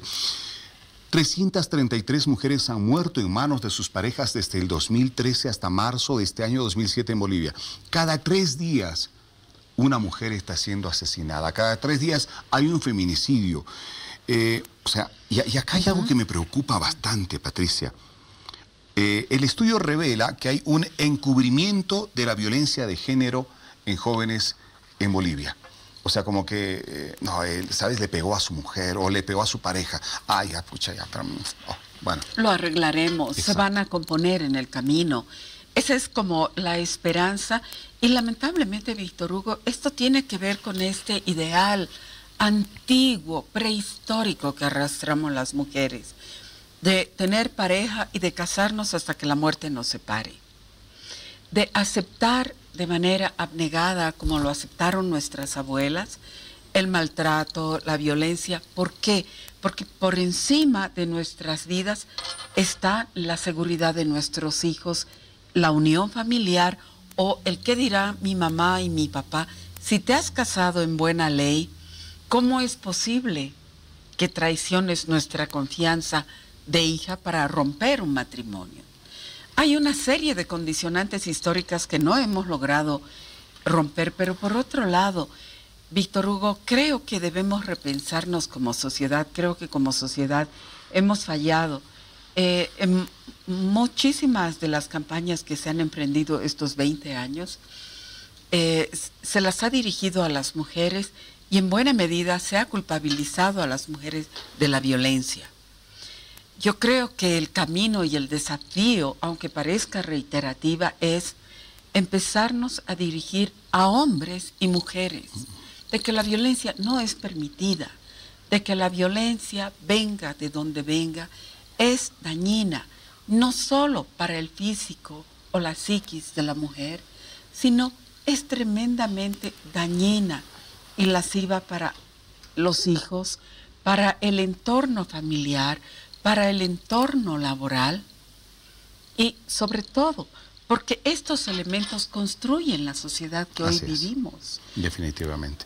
Patricia, hay algo que considero deberíamos de analizar muy a fondo cuando tú hablas de que hay que trabajar también en el hombre, ¿no? Quizá trabajar en el hombre ya formado como es hoy, ¿no es cierto? El joven, ya el adulto, el viejo, el anciano, muchos nos están viendo de las diferentes edades. Quizás hasta ya podría ser tarde porque durante toda su vida han estado con cositas en la cabeza, que el papá le pegaba a la mamá, ¿no es cierto? Que los abuelitos se peleaban, que los vecinos se trompeaban cada vez que podían. Entonces eso ya queda ahí. cuán importante es trabajar con los niños, pero lastimosamente creo que es ahí donde incluso ahora en que entendemos que esa es una necesidad, no se está trabajando como se debiera. Hay una gran carencia en estos temas dentro de la educación, sobre todo en los más pequeñitos, que es donde hay que apuntar, creo yo, ahora. Así es. Y, Víctor Hugo, estos procesos de enseñanza que toman mucho tiempo, se los tiene que trabajar de manera integral, con los niños y niñas en la escuela, con los docentes, pero de manera indispensable con las madres y con los padres. Porque cuando se es niño y se trabaja con este público y con este estamento poblacional, se empieza por valores. Pero ¿de qué sirve que a una niña y a un niño yo le diga que sobre todo está el respeto a la vida y a la integridad de esa niña o niño, si cuando llega a la casa, esta persona ve que su madre es violentada, que su padre es golpeado y que él mismo está recibiendo los golpes? Lamentablemente falta un larguísimo camino para que los adultos actuemos con el ejemplo. Ahora, aquí va mucho la educación personalizada, ¿verdad, querida Patricia? Sin duda. Yo creo que yo me siento parte responsable, la verdad, un padre indisciplinado muchas veces, porque en los colegios se organizan los mismos padres para un taller, para una charla, ya sea sobre sexualidad, sobre cómo educar mejor a los hijos, pero apenas van 3 de cada 10 padres, ¿no es cierto?, a esas charlas y los demás no asisten. Cuán importante sería establecer algún grado de obligatoriedad para que los padres puedan acompañar a sus hijos en su educación, en su formación y sobre todo en este tipo de charlas que son fundamentales, porque definitivamente tienen razón, el niño aprende algo en el colegio, va a la casa y en la casa el escenario es completamente otro, la película es otra. Claro, claro. Y no hay mejor enseñanza que el ejemplo. Nuestros niños son el ejemplo y son el reflejo de lo que somos nosotros los adultos. Tenemos que cambiar este mundo, pero tenemos que empezar en el aquí y en el ahora, en el espacio más pequeño en el que nos desenvolvemos. En el hogar, en la familia, en el minibús, en el mercado. Porque si mi niño ve que yo puedo tratar de mantener una conducta no violenta en mi hogar, pero si salgo fuera y maltrato a la persona de fuera, estoy dando un doble mensaje a ese niño. ¿Y cómo desde la escuela yo voy a pretender que esta niña o niño actúen con respeto, con valores de solidaridad, si no está viendo en su madre o en su abuela o en su padre o en su abuelo ese tipo de comportamiento? Es enormemente complejo. A veces las campañas y todo dicen, denuncia la violencia, basta la violencia, tenemos una ley, pero como dice la sabiduría popular, del dicho al hecho hay un gran trecho y eso solamente lo cambiamos cada uno poniendo en este instante nuestro compromiso, porque cambiemos. No puede quedar todo en el discurso. Sabiamente, aunque yo tengo mis reparos, las personas religiosas dicen siempre, da ejemplo con tu testimonio de vida. Y si queremos ser artífices de sociedades no violentas, tenemos que dar con el ejemplo. No hay otro camino. Definitivamente. En nuestra sociedad, lastimosamente, hay una realidad, sobre todo en el campo. Hay como un quiebre en la comunicación entre padres e hijos, ¿no? O sea, los padres no tienen o la facilidad de palabra o la instrucción o apenas han terminado el colegio muchas veces, ¿no es cierto? Y les cuesta mucho comunicarse con los hijos. Con suerte, ve a cuidar a las ovejas, ve, ay, que se pierda alguna, ¿no? Qué sé yo, pero no hay las expresiones de afecto, de amor. Por lo tanto, no hay la comunicación de la que frecuentemente hablamos es necesaria para consolidar la relación dentro del hogar y educar a nuestros hijos. En esos casos, la escuela juega un rol fundamental, insisto con esto, ¿no? O sea, un niño bien formado de una familia en la que los padres no están muy bien instruidos, puede marcar una diferencia incluso en el cambio de comportamientos dentro del hogar. Yo recuerdo en casa, mi niña, cuando estaba aprendiendo el tema de cuidado del medio ambiente, nos vino a dar unas charlas, pero de película, en casa sobre cómo cuidar el adecuado uso del agua, cómo ahorrar agua, cómo ahorrar energía, y nos comprometió a nosotros, sus padres, a hacer o ejercitar su propuesta, que no solamente nos quedemos, ¡ay, qué bonito! Lo hicimos. Se sintió re satisfecha, nosotros como padres aprendimos. Los papás, el mensaje para quienes nos están viendo en el campo, finalmente en las áreas periurbanas, escuchen a sus hijos si ustedes no entienden alguna cosa, porque los niños de hoy conocen de muchas cosas más que los padres, y a veces los padres nos cerramos y no queremos escucharlos. Sí, lamentablemente, Víctor Hugo, el proceso colonial ha calado profundamente en nuestras vidas, y en el contexto rural ha cercenado de algún modo las muestras de afecto que se han podido tener. Pero por otro lado, no hay que olvidar que en este larguísimo proceso histórico se han extirpado una serie de prácticas que tenían unas otras lógicas, muy ligadas a la tierra, a la comunión de los seres humanos con todo lo que está vivo sobre la tierra. Y uno de los factores muy importantes de los que no se habla es el tema de la sexualidad. Por ejemplo, varios estudios en el área andina particularmente corroboran, por ejemplo, que los bebés cuando nacen son guaguas, no tienen sexo, definido como los califica la cultura occidental. Ajá, eres niño, por lo tanto tu comportamiento es tal. Eres niña, tu comportamiento es cual. Tú puedes llorar, tú no. En el mundo rural, eres guagua hasta determinada etapa de tu vida. Hay unos cuidados particulares que no los vemos, pero que desde el ojo occidental o mestizo ajeno, condenamos, cercenamos. Y lamentablemente ese ha sido uno de los grandes errores de la educación en Bolivia. ¿Por qué ha sido tan revolucionario el pensamiento de Lizardo Pérez y Avelino Ziñani, por ejemplo? Porque planteaban la escuela Ayllu, donde se pueda coexistir con las sabidurías ancestrales y transmitírselas a niños, padres, madres y docentes, y no desde esta mirada educativa disciplinadora. ¿Qué hacían los maestros y qué siguen haciendo hasta el día de hoy? ¿Cuál es la sanción? El golpe a la niña, el golpe al niño. Cuando hasta hace no mucho, Víctor Hugo, los textos de enseñanza llegaban al mundo rural como la niña come torta.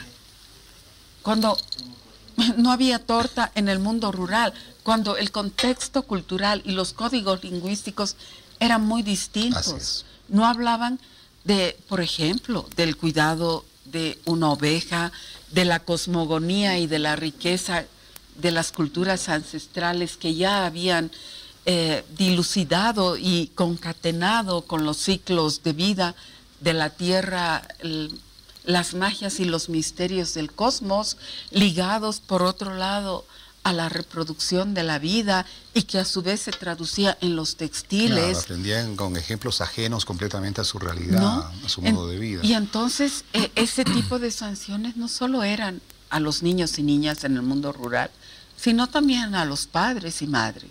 Claro, tú no enseñas a tu hijo y tu hija o tu hijo es un ignorante en la escuela y lo tienes que disciplinar.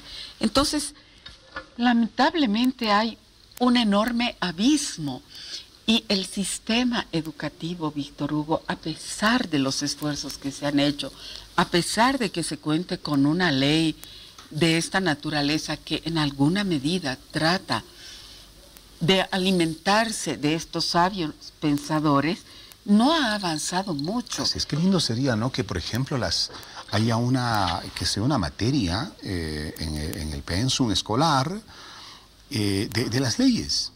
Sí. Las leyes, los derechos laborales, derechos de la mujer, derechos del hombre, derechos de los niños. Sería maravilloso porque sería una materia que realmente los pondría a los niños a tono de un verdadero comportamiento que les exige una comunidad de respeto, ¿no? de integración. Pero claro, de las leyes se enteran mucho tiempo después de haber hecho unas prácticas muy ajenas a ellas, seguramente. Sí. A ver, pasamos de hoja, dejamos lo de la escuela, Patricia, y te quiero proponer lo siguiente. A ver, me sorprendía, por ejemplo, al enterarme de que cerca de 4 de cada 10 mujeres madres, ¿no?, ejercen de padre y de madre y de único sustento de su hogar. Estas mujeres tienen que ir a trabajar, tienen que estar en el hogar cuidando a los hijos, tienen que ocuparse de todas las cosas del hogar y del futuro de sus hijos, y tienen que ocuparse del estudio de sus hijos. O sea, una cosa más otra, más otra, más otra. O sea, 4 de cada 10 mujeres madres son padre y madre en casa y llevan el sustento a su hogar. Nos está diciendo que ya muchas mujeres decidieron poner un alto a las cosas. O fueron simplemente abandonadas. O fueron simplemente abandonadas. Ahí voy, precisamente. La otra hipótesis. ¿En cuál estamos más cerca? ¿Entre mujeres que decidieron, no, ya basta de maltrato, yo puedo cuidar a mis hijos, o me dejó?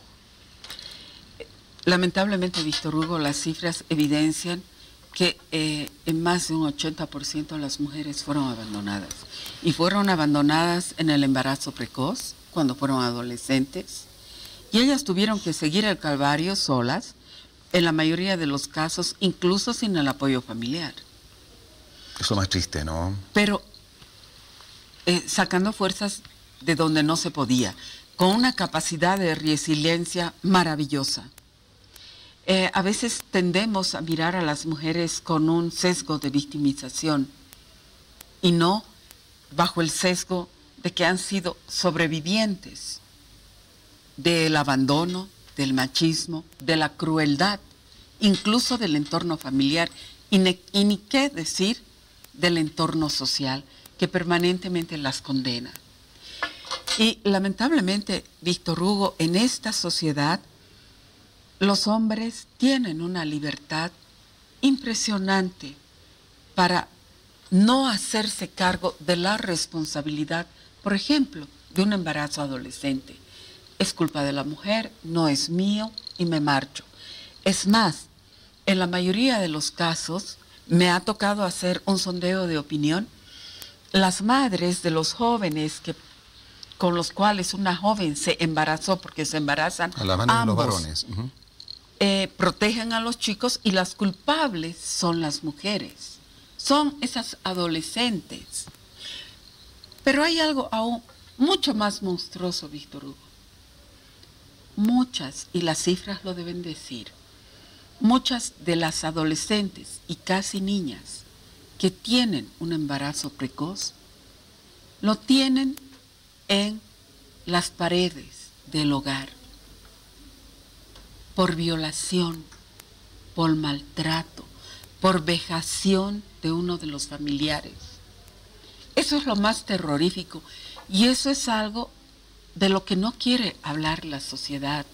Cuando las feministas pedimos que se amplíen las causales del aborto para su no penalización, salen los defensores de la familia cuando a lo largo de la historia se han despreocupado de esos hombres y de esas niñas que llevan las consecuencias de las violencias a las que son sometidas, y abogan por la unión familiar.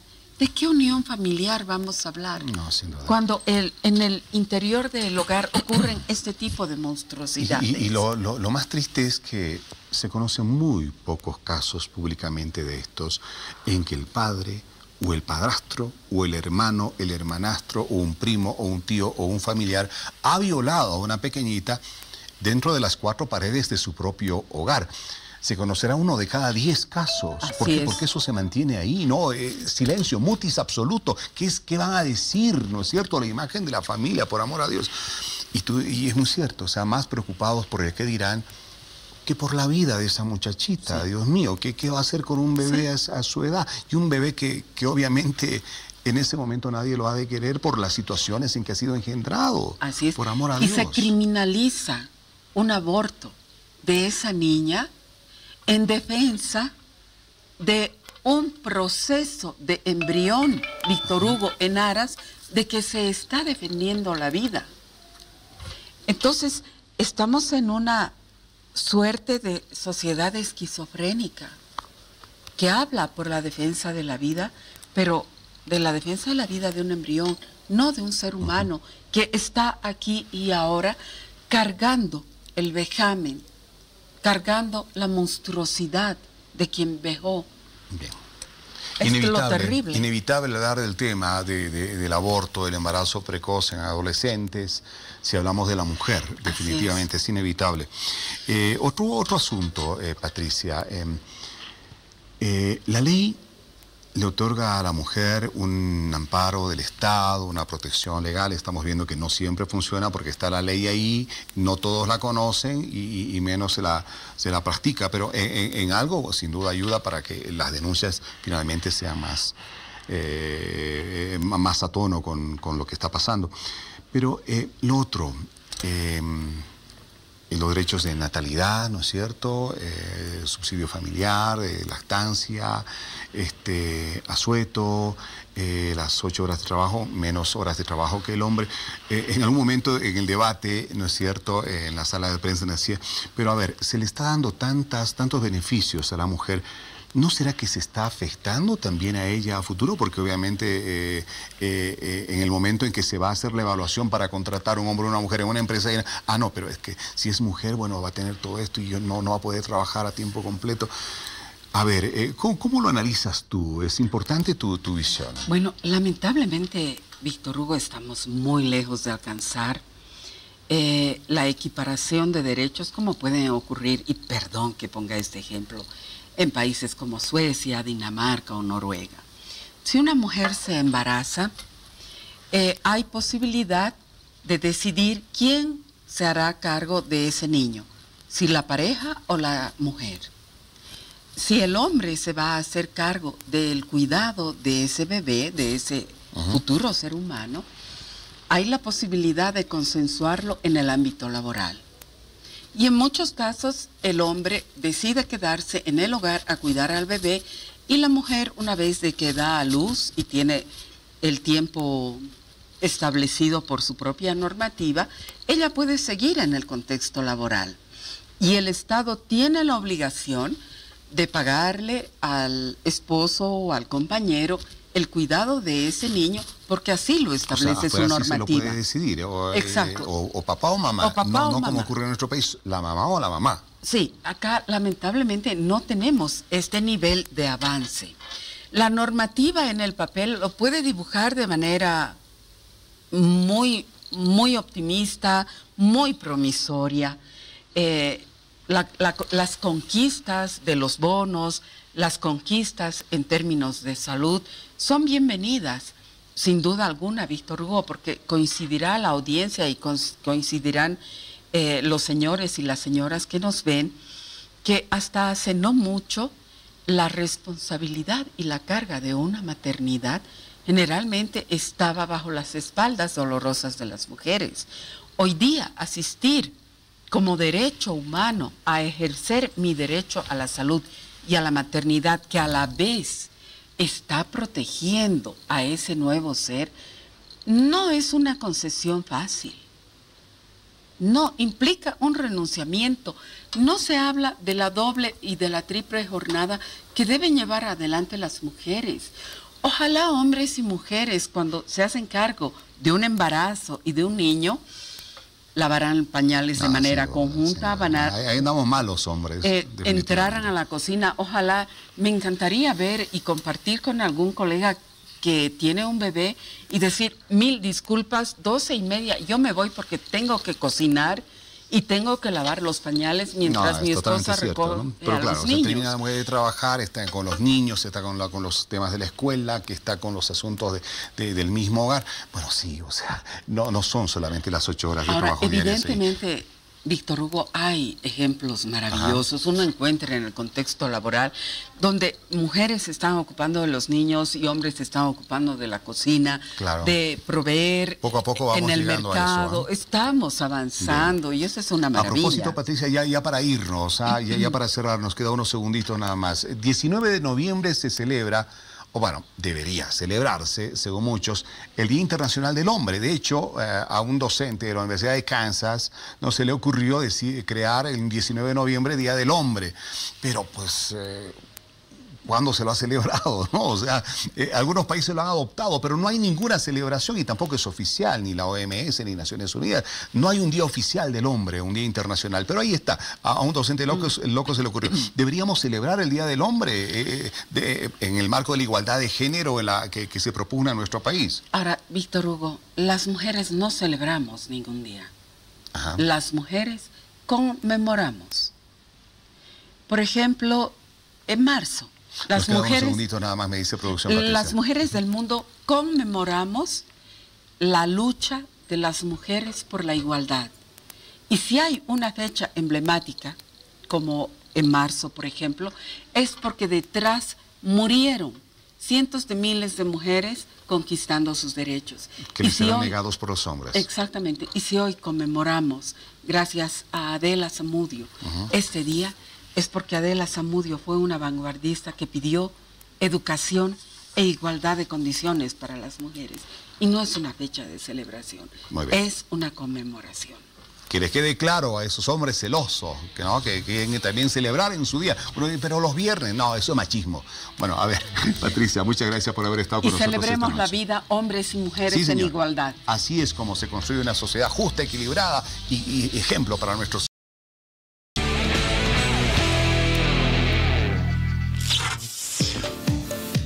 Faltan 4 minutos para la 1 y llegó la hora de despedirnos. Gracias, amigos, por habernos acompañado. Un programa más. Que tengan un excelente descanso. Chao, amigos. Chao, Paola. Adiós, Piti. Así finalizamos el programa, 1 hora 23 variado, que esperamos haya sido de su agrado y lo hayamos podido orientar en todos los temas que desarrollamos esta noche. La invitación está hecha para que de acá a unas horas nos acompañe en un nuevo programa de hora 23, que cumplan todos los objetivos que tienen planificados para este día que acaba de iniciar. Familias bolivianas, excelente descanso.